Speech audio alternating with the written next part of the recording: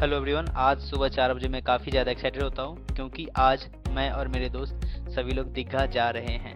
सबसे पहले रेडी भैया रूम से बाहर निकलते हैं, पर उन्हें अपनी पहली क्लिप पसंद नहीं होती है, तो हम फिर से एक बार और सीन रीटेक करते हैं। बट नतीजा इस बार भी कुछ वैसा ही होता है। हमारा मस्ती अभी से ही शुरू हो जाता है। रेडी भैया थोड़ा गुस्सा जाते हैं, बट हम फिर से एक सीन लेते हैं और उसके बाद फाइनली वो मान जाते हैं।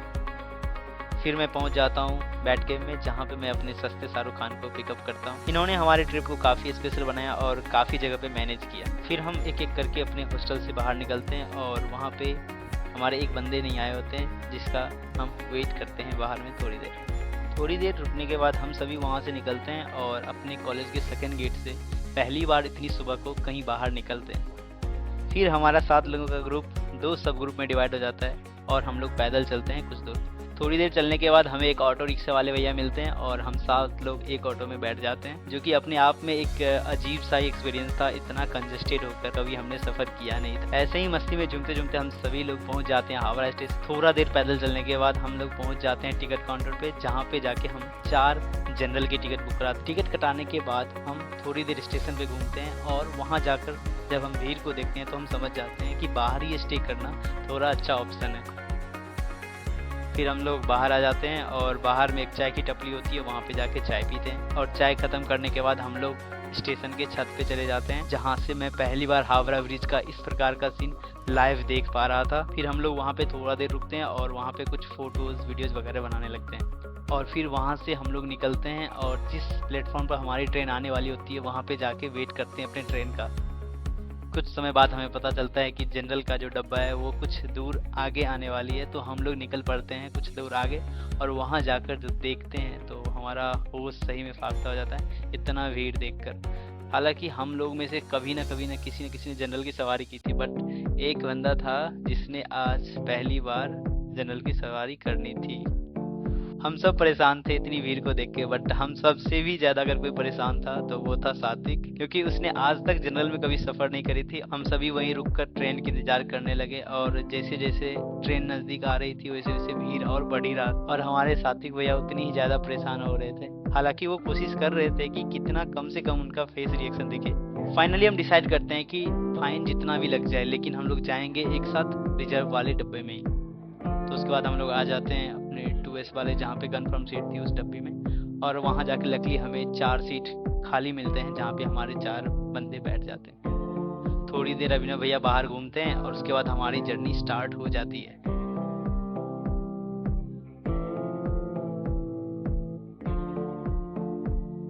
ऐसे तो ट्रेनों में कई बार सफ़र किया है, बट अपने दोस्तों के साथ सफ़र एक अलग ही अनुभव होता है।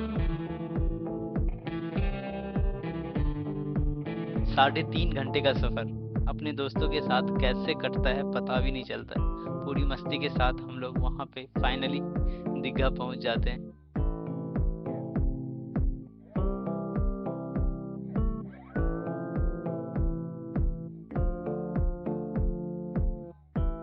हम लोग दीघा स्टेशन पे उतरते हैं और जहाँ पे दीघा वाला बोर्ड लगा हुआ वहाँ जाकर एक ग्रुप सेल्फी लेते हैं और उसके बाद निकल पड़ते हैं स्टेशन के बाहर की तरफ, जहाँ जाकर हमें सबसे पहले एक रूम लेना था, जहाँ पे रेडी भैया सबसे पहले ऑटो में जाके बैठ जाते हैं और सबको मना करते हैं कि इधर कोई नहीं बैठ, मैं अकेला बैठूंगा। बट थोड़ी तारीफ के पुल बांधने के बाद वो उस साइड 3 लड़कों को बिठाते हैं और सामने में मैं और साथी बैठे होते हैं और थोड़ी देर बाद हम लोग एक होटल में पहुँच जाते हैं, जहाँ पे हमें सस्ते में एक रूम मिल जाती है, जहाँ पे हम 7 लोग सो सकते हैं, डबल बेड वाला। और हमें वो डील पसंद भी आ जाती है क्योंकि सस्ता मिल रहा था। उसके बाद हम अपने पर्सनल एटीएम से पैसा निकालते हैं और होटल के अंदर अपना सारा सामान लेकर ऑटो से बाहर आ जाते हैं। फिर होटल के अंदर कुछ डेटा एंट्री, कुछ प्रूफ वगैरह हम लोग देते हैं और उसके बाद रूम की चाबी लेकर निकल पड़ते हैं अपने रूम की तरफ।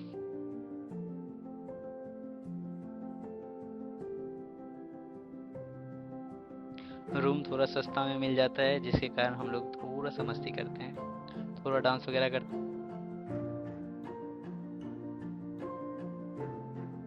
उसके बाद हम लोग कपड़ा चेंज करके निकल पड़ते हैं बीच की तरफ, जहाँ पे हम पूरी मजा करने वाले थे। हम लोग पैदल ही थोड़ा देर आगे बढ़ते हैं और कुछ समय बाद हमें एक जगह पे एक चश्मे की दुकान दिखती है, जहाँ पे हम लोग चश्मा खरीदने लगते हैं। फिर हमें वहाँ पे साथी भैया बताते हैं ईस्ट और west, the spectacles we are wearing is best. Finally हम लोग वहाँ पे 2 चश्मा को फाइनल करते हैं और 200 रुपया में 2 चश्मा लेकर बीच की तरफ आगे बढ़ जाते हैं। उससे पहले मैं भी ज़रा राजू भैया के स्टाइल में 1-2 चश्मा को ट्राई करता हूँ और फिर निकल पड़ता हूँ बीच की तरफ। क्योंकि सुबह से हम लोगों ने कुछ खाना नहीं खाया था, तो हम लोग डिसाइड करते हैं कि सबसे पहले खाना खाएंगे, उसके बाद ही कुछ करेंगे। फिर हम लोग अपने टेबल पे जाते हैं और वहाँ जाकर भूख इतनी ज़ोर से लगी होती है कि हम लोग अपना पूरी कचौरी बहुत जल्दी निपटाते हैं। उसके बाद शिवांशु भैया अपना आलू पराठा फिनिश करते हैं और लास्ट में हम लोग 1-1 गिलास लस्सी पीते हैं। खाना ख़त्म करने के बाद फाइनली हम लोग निकल पड़ते हैं बीच की तरफ। मैं अपने लाइफ में पहली बार बीच देखने जा रहा था, काफ़ी ज़्यादा एक्साइटेड था। पहली बार समुद्र को देखने के बाद मुझे थोड़ा अच्छा भी लग रहा था और थोड़ा डर भी लग रहा था। फिर हम वहाँ से थोड़ा साइड निकलते हैं, फिर मैं वहाँ से थोड़ा नीचे उतरता हूँ और थोड़े करीब से समुद्र की लहर को देखता हूँ, जो कि और भी डरावनी लग रही थी। और थोड़ी देर बाद मैं वहाँ से एक ऐसी जगह पे पहुँच जाता हूँ जहाँ पे समुद्र की लहर थोड़ी शांत थी और मेरे पाँव पहली बार समुद्र के पानी को स्पर्श कर रही थी। उसके बाद मैं अपने दोस्तों के साथ आ जाता हूँ और उन लोगों से थोड़े पीछे मैं बैठता हूँ। फिर हम लोग किनारे पे एक पत्थर पे बैठ जाते हैं और वहीं पे पानी के साथ खेलने लगते हैं। थोड़ी देर बाद हमें पता चल जाता है कि बहाव काफ़ी तेज़ है और वो जगह काफ़ी ख़तरनाक होती है। कुछ देर बाद साथी भैया समझ जाते हैं कि यहाँ पे चप्पल लेके नहीं आ सकते, नहीं तो चप्पल खो जाएगा, तो वो चप्पल रखने फिर से पीछे आ जाते हैं। लेकिन अभी भी 2 बंदों ने चश्मे लगा के रखे।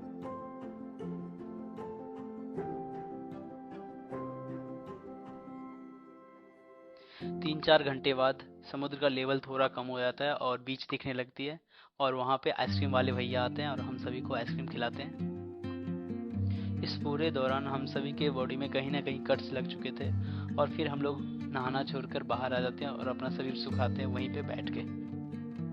और फिर किनारे में आकर हम सभी अपने गैंग वैंग का जो स्टेप है उसको परफॉर्म करते हैं। ये शाहरुख खान का पोज, हाँ पता नहीं ये मेरा गलती नहीं था क्योंकि कैमरामैन को ये बोलना चाहिए। ये सब करने के बाद हम लोग फिर से निकल पड़ते हैं अपने होटल की तरफ और होटल पे जाके हम लोग सबसे पहला काम करते हैं कि हम सभी नहाते हैं। हम सब इतना ज़्यादा थक चुके होते हैं कि हमें नीचे बैठे बैठे भी नींद आ रही होती है। नहाने के बाद हम लोग थोड़ा देर सोते हैं और फिर शाम में हम लोग निकल जाते हैं कुछ अच्छा सा खाने के लिए। एक दादा बहुत ही दूर से हम सभी को अपने रेस्टोरेंट लेके जाते हैं और हमें भी भूख लगा होता है तो हम लोग ज़्यादा रेस्टोरेंट सर्च नहीं करते हैं, जहाँ वो लेके जा रहे होते हैं वहीं पे हम लोग चले पड़ते हैं और फिर हम लोग वहाँ पे अपना डिनर कंप्लीट करते हैं।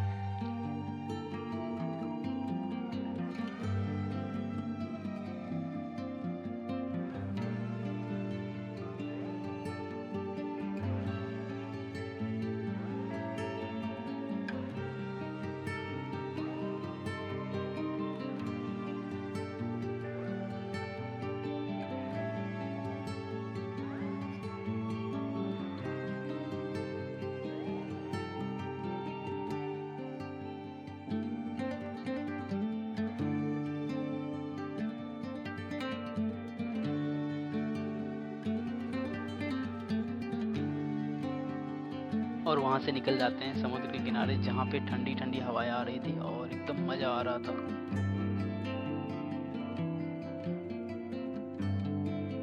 हमारा एक ग्रुप बीच की तरफ बढ़ता है और हम लोग थक चुके होते हैं ज़्यादा, तो मैं पीछे रह जाता हूँ।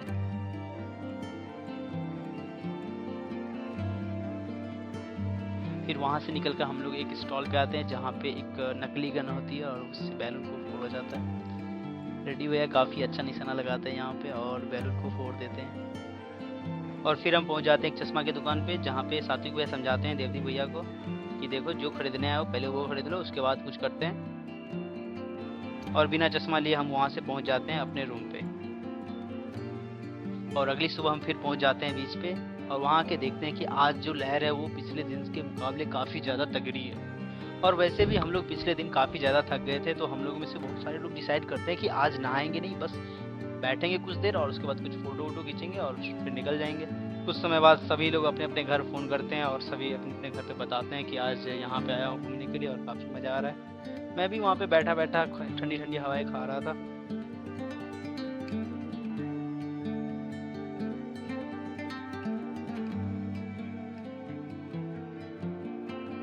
फिर हम लोग डिसाइड करते हैं कि एक बार और फिर से स्नान करने के लिए जाया जाए और हम लोग थोड़ा सा फ़ोटो वोटो खिंचाने के बाद फिर से निकल पड़ते हैं पानी के अंदर।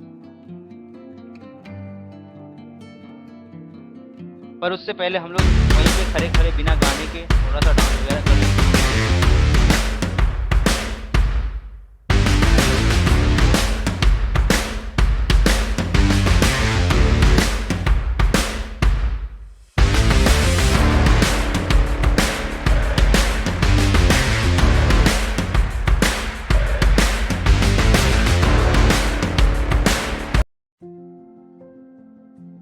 फिर जैसे ही समुद्र का पानी नीचे जाता है तो हम लोग वहाँ पे थोड़ा सा वॉकिंग करते हैं।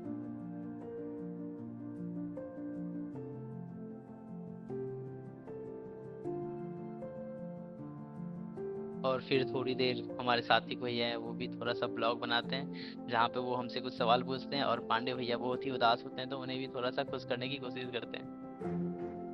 फिर हम लोग वहाँ से रेस्टोरेंट पहुँचते हैं और रेस्टोरेंट में जाकर खाना खाकर जब बाहर आते हैं तो देखते हैं बाहर में एक मौसम जो है काफ़ी ज़्यादा खतरनाक हो रखी है। बारिश कभी भी हो सकता था, तो हम लोग डिसाइड करते हैं कि बेटर ऑप्शन है कि हम लोग रेलवे स्टेशन पे जाके ही वेट करें, जब भी ट्रेन आएगी हम लोग वहाँ से निकल जाएंगे। फिर हम लोग ट्रेन में बैठते हैं और दीघा को बाय बाय करते हैं।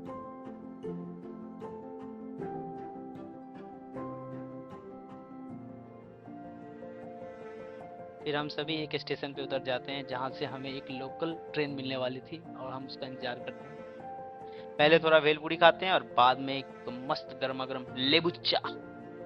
फिर हम सभी एक लोकल ट्रेन में बैठ जाते हैं और वहां से हमारी यात्रा शुरू होती है फाइनल डेस्टिनेशन हावड़ा तक। हम सभी काफी थके हुए थे पर हमने ट्रेन के अंदर काफी मजे किए, हंसते गाते डांस करते हुए आए।